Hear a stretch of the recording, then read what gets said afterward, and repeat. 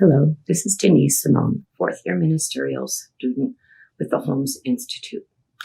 This is the fourth of 5 sessions discussing the ideas found in the book Full Catastrophe Living by Jon Kabat-Zinn. In week 1, we talked about the 3 basic ideas behind mindfulness.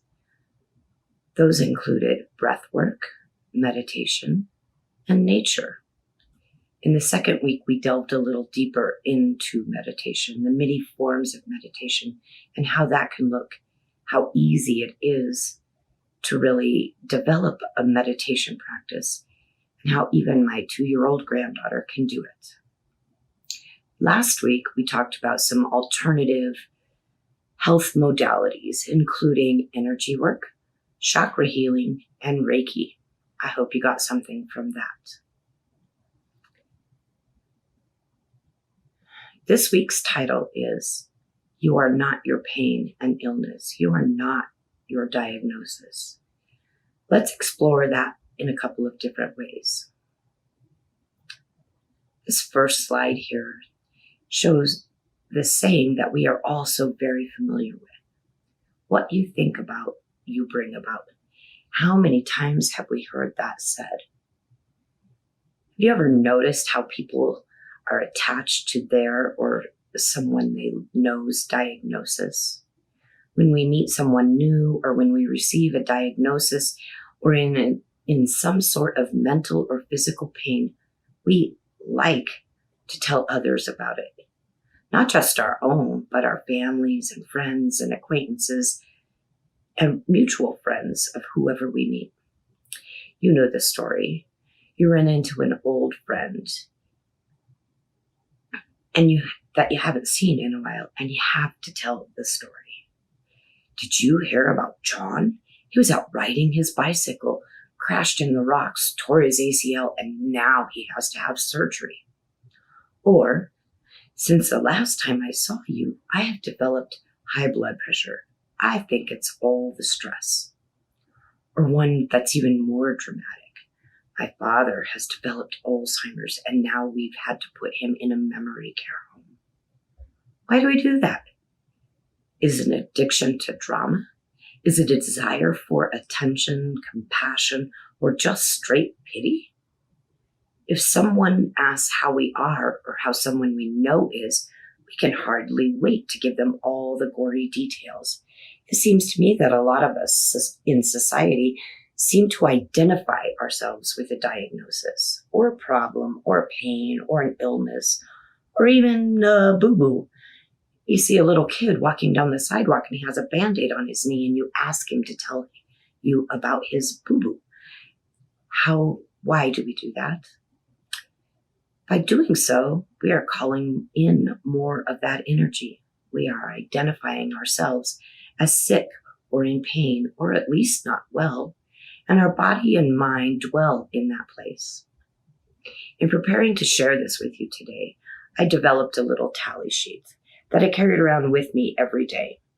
And every time I told a story, without being directly asked about my own health, my own diagnosis, my husband's knee replacement surgery a couple weeks ago, every time I told that story, I marked it down. Additionally, every time someone I talked to told me about their diagnosis, I marked it down. Quite frankly, it was a little bit embarrassing. So the next week, I made a concerted effort not to mention anything related to anyone's health or diagnosis unless directly asked, which I did get a lot of asks since my husband had knee replacement surgery 3 weeks ago. But instead of dwelling on it and telling the whole gory, yucky story, I just said, he's doing much better. Thank you for asking. And every time someone else came to me with another or their own diagnosis, my simple response is, can I pray for you or pray for them? Add you to my prayer list?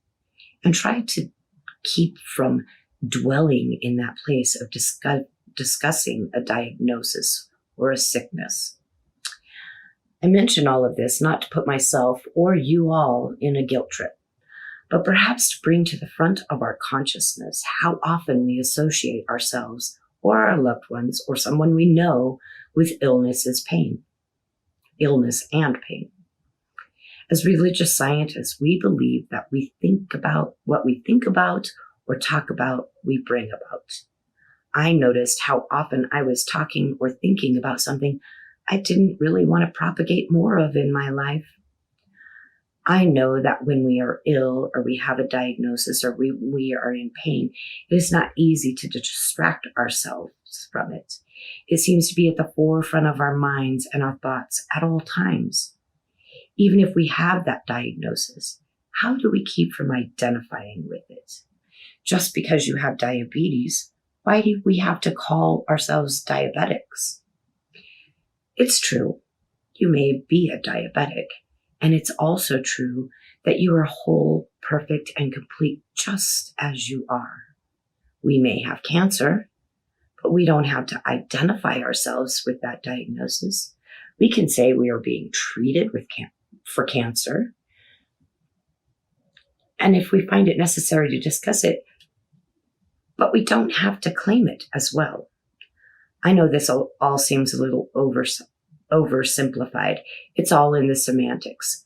But our words and our thoughts shape our subconscious mind, which is what is fueling our experiences. I think another play on words that we might want to look at is battling or fighting a diagnosis. We're battling cancer. We're fighting off a bad cold. We are giving it more power than it deserves and that we want it to have. But to fight or to battle says we think it's a worthy opponent. How about treating those illnesses we refer to as ushering it out of our body? I am ushering cancer out of my body. I took away the welcome mat for a bad cold. I'm not feeling like I have this diagnosis. I'm feeling like I'm on top of it right now. I particularly love this quote by David James. Be mindful with your self-talk. It is a conversation with the universe.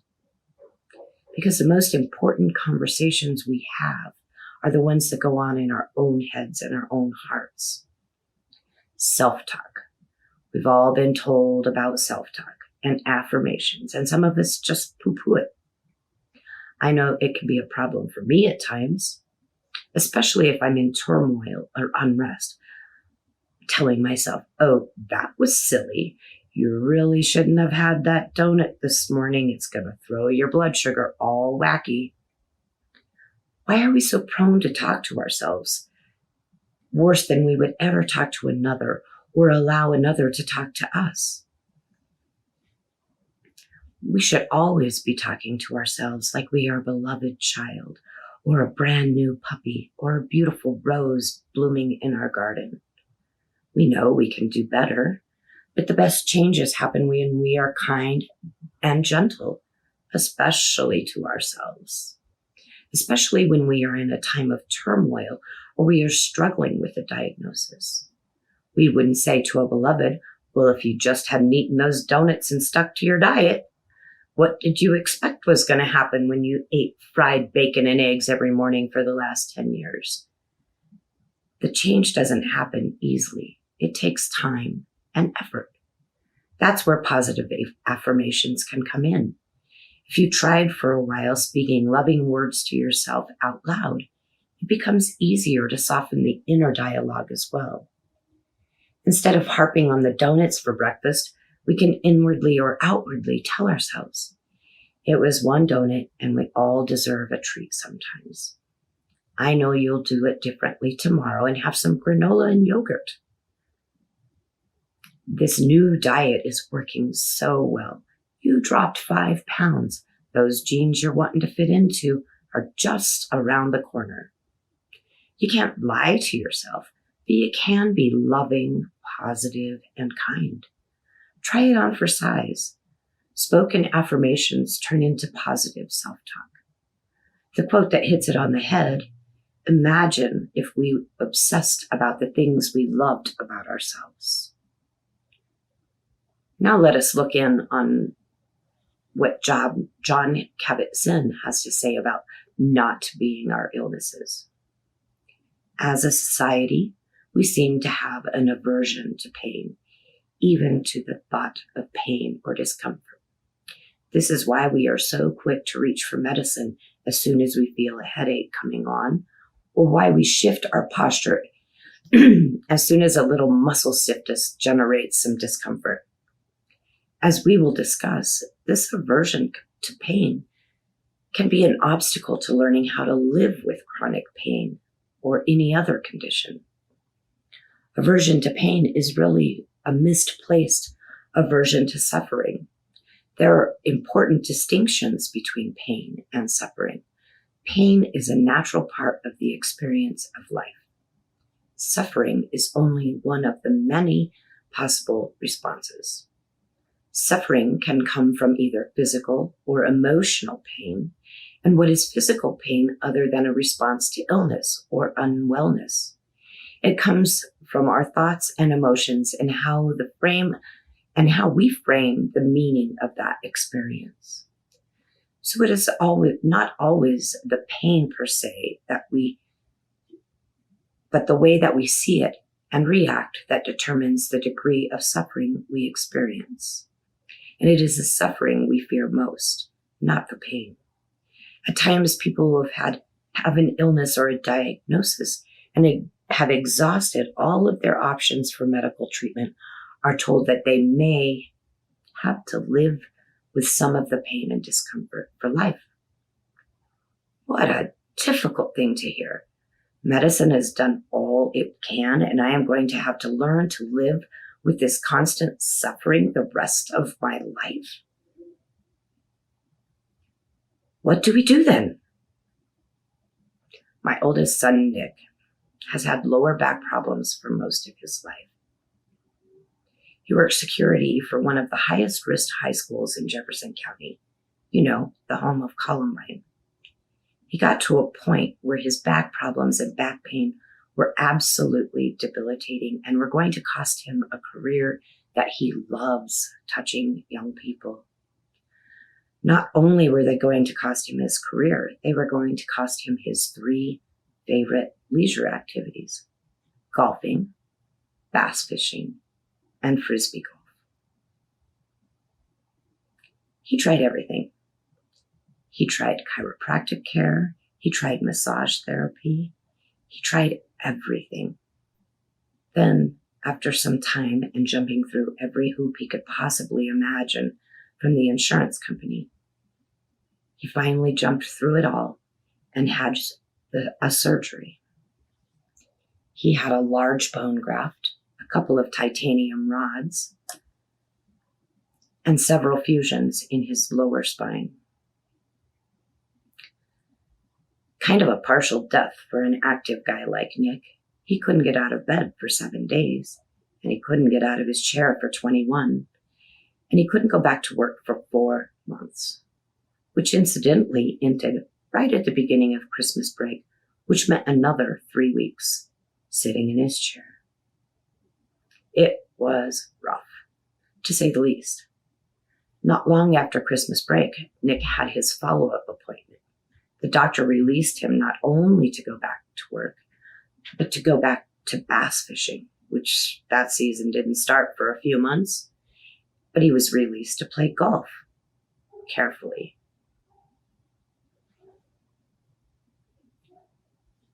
But he was also told to take it easily.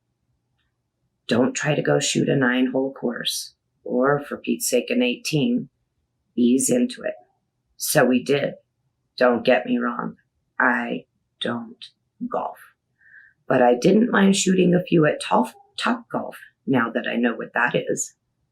He got beat on the scorecard by his 10-year-old nephew, but I've never seen him smile so big as he did when he swung that club the very first time and didn't wince in pain. Now, why have I spent all this time telling you about Nick? You would be right if you said, I just like to talk about my kids. I really do. But that isn't it this time. I took this time to tell you the story because when I told Nick I was sorry that he couldn't play frisbee golf anymore, He said, I can keep my career and touch young people's lives. I can golf with my nephew. I can catch bass and remember my brother every time one hits my line. I hurt still, but it's nothing like I hurt before. The doctor says that I'm at about 80%, and that's as good as it's going to get. But it's also as bad as it's going to get. And I can live with that. Wow. I just teared up a bit, thinking and talking about it. He has learned to be grateful for what he has. He has learned to manage his pain. He has decided to thrive instead of suffer. He is an amazing young man. Well, actually, pretty much a middle-aged man. And I raised him. And I am very, very proud. So how do we do this? Nick could say for the rest of his life, he has more metal in his back than his truck bumper, and identify with that. Instead, he has chosen not to identify that way. He has chosen not to suffer. Being told you are just going to have to live with that pain could be the end of the road, or it could be just the beginning.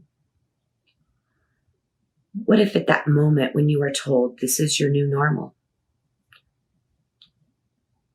and you turned and you said to that pain right in the face, leaned in and asked the pain, what are you trying to teach me? And how are we going to live in this body together? And then really listen. Everything your body tells you or shows you is an opportunity to learn, to grow, but most importantly, to lean into the divine, to discern and accept the answers. You are not your diagnosis. You are not your pain problem. You are a precious, whole, perfect, complete being of light and love. You are not sent here to suffer. You were sent here to thrive, and pain is, you are not sent here, You are not sent here to suffer. You were sent here to thrive, and pain and illness are not a body problem. They are a whole system problem. So if a doctor suggests that meditation might help with your pain or your illness, it does not mean that your pain is not real. It means that your body and your mind are not two separate and distinct entities, and that you, therefore, can always find a mental dimension to that pain and work with that. This means you can always influence the pain experience to some extent by mobilizing the inner resources of your own mind, one of which is kindness and love, especially to yourself. Give it a try. Try changing your inner and outer dialogue. Try meditation. Try believing that you are well, perfect, whole, and complete. Thank you. Here at Center for Spiritual Living Greater Las Vegas, we are a mission and vision-driven community. We offer transformative educational opportunities, deep and meaningful moments of connection, uplifting Wednesday and Sunday services. We greatly appreciate your contributions that support the amazing work we're doing here in Southern Nevada. We have several easy ways you can contribute. We have text to give. Simply text the amount of your donation to our text to give number, and you'll be prompted to enter your information. There's a link to our online donation page posted below this video where you can contribute by debit or credit card. And of course, you're always welcome to send a check to our office if that works better for you. All of your contributions go to support the great work that we're doing here in Greater Las Vegas community.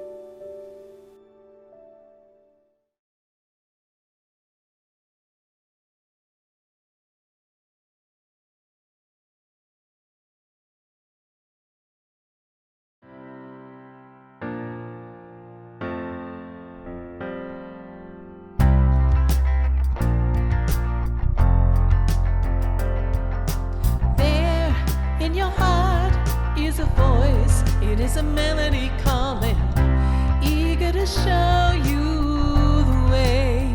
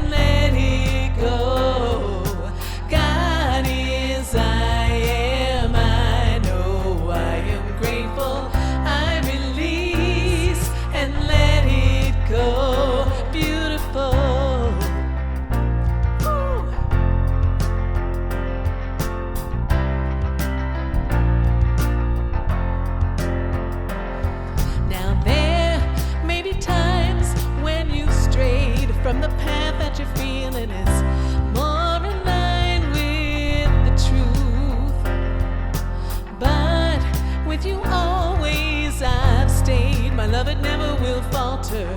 The blood that flows there in your heart leads the truth. God is, I am, I know, I am grateful. I release and let it go. God is, I am, I know, I am grateful. I release and let it go. Let Spirit hear it. God is, I am, I know, I am grateful. I release and let it go. God is, I am, I know, I am grateful. I release and let it go. Let it go. God is, I am, I release and let it go. Let it go. Let it go. God is,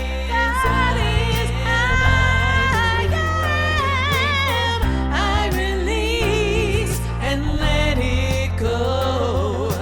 I release and let it go.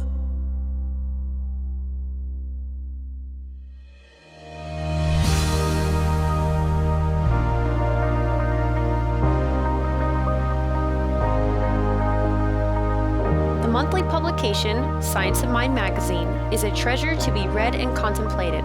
Along with in-depth articles, there is a day-to-day spiritual support to be gleaned from its daily guides. Licensed practitioner Lynn Frankenberger hosts Adventures in Faith every Tuesday at 11 a.m. on Zoom, and you're invited to join in. This is a weekly group discussion that focuses on those daily guides and how to apply them. Check Facebook and our weekly newsletter for more details. CSL Greater Las Vegas brings you much of your favorite spiritual music every Friday at 7 p.m. with spiritual soundscapes. Enjoy performances from CSLGLV vocalists along with special guest singers. It's music for your soul. Subscribe to the CSLGLV YouTube channel to get a convenient link sent to you for each musical performance. At CSL Greater Las Vegas, it is our mission to inspire spiritual discovery through community connection, exploration, and celebration. This mission supports the all-inclusive vision of Centers for Spiritual Living worldwide, in which we envision a world that works for everyone and all of creation.